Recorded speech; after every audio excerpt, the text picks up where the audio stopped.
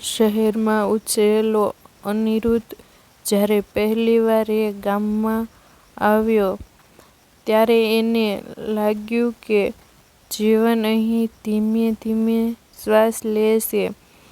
હરિયાળી, ખેતરો, કાચા રસ્તા અને સાદી હસતી ચહેરાઓ, એ બધામાં એક ચહેરો એને અલગ લાગ્યો. ધરા ગામડાની છોકરી હતી.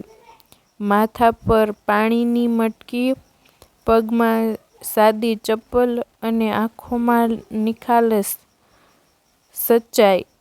એ બોલતી ઓછું, પણ એનું સ્મિત ઘણું કહેતું.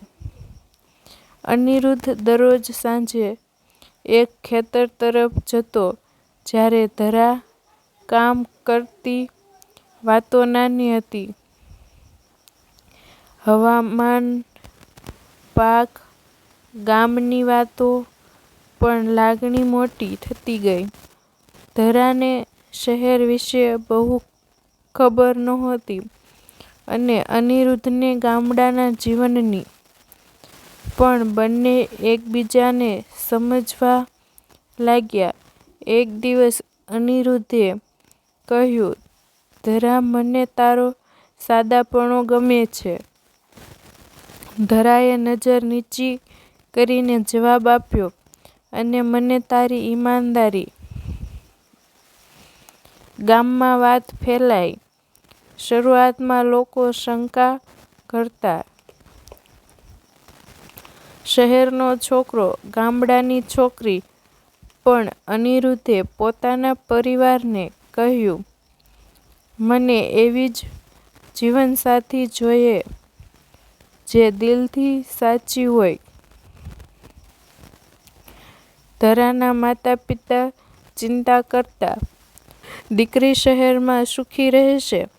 પણ અનિરુદ્ધે વચન આપ્યું, હું એને બદલાવવાનો નથી અને સમજવાનો છું. લગ્ન સાદું હતું. ઢોલના તાલ, ફૂલની માળા અને આખા ગામની આશીર્વાદભરી નજર.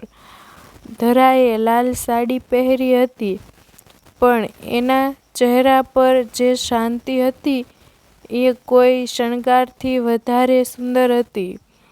લગ્ન પછી ધરા શહેર ગઈ. એને નવી દુનિયા જોઈ. મકાનો, ટ્રાફિક, અવાજ. ક્યારેક એ ખેતરોને યાદ કરતી.